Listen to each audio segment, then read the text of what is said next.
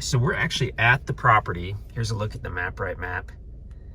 These northern roads aren't entirely accurate. They've been changed slightly, but this will give you a good idea where we are. So we're the blue dot looking at tract 1.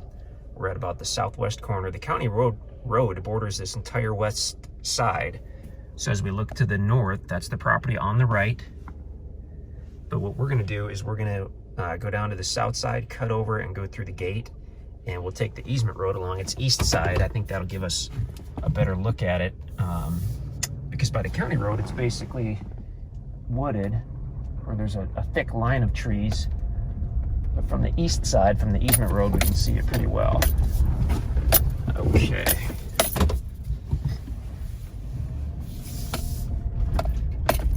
So now as we head east, that's the property on the left. Gorgeous, gorgeous tract out here.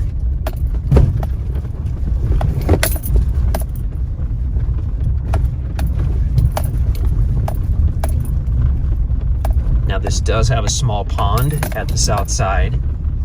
It's holding water. It looks like it hasn't been cleaned out for decades. The fact that it's even holding water says it was probably really built properly back when it was built. Okay, so as we pull in here, we're at southeast corner of the property. There we are. So land on the left side of the road as we drive forward, as we drive north. Power is on site, directly on site. You can see the line right there crossing over the easement road. That pond's right up here. Let's take a quick look at that. Try not to drive into it. Quite a few cattails. But I mean, there's water in the pond. So if that were cleaned out, that would be one heck of a good pond, I would sure think. Beautiful ground. I mean, just the way it lays here is gorgeous. Basically all open on the southern side with a few trees to keep things interesting.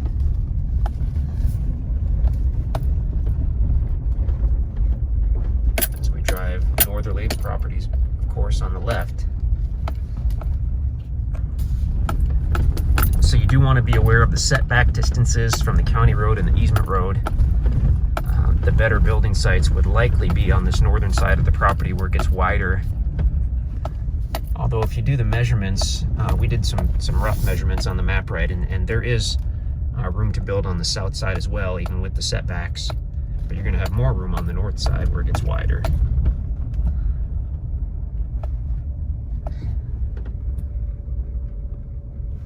And now we're getting to a point where it's starting to widen out quite a bit. And we're transitioning from meadow into tall timber. It's going to be mostly hardwood trees out here, as you can see. A few small cedars, but primarily going to be red oak and white oak. Some hickory trees.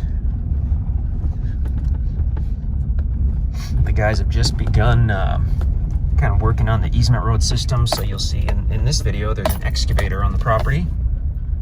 I wish we could include that with the purchase, but unfortunately we cannot.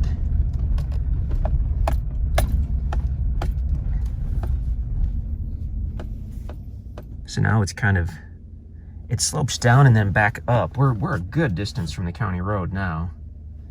As we look at this, look at this map here.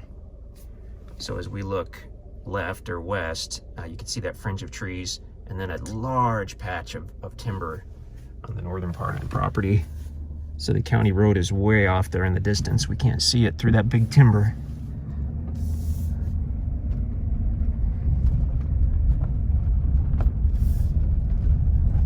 Actually quite a few very large hardwood trees on this, tall straight trees, just like all the tracts out here or any owner financed property you buy. Once it's been paid for in full, you can log it, you can sell the timber, you could cut it for a log cabin or for firewood. That's once the property's been paid for in full, of course. And there's definitely timber on this property. So come on out and explore it. This north end, more interesting than we thought. There might be some really good potential building sites, either in the meadow or in the timber if you want it to be really private. Check out the drone video. We did a short drone video And you can take a look at that. Gorgeous, gorgeous property in a great area out here at Panther Hollow.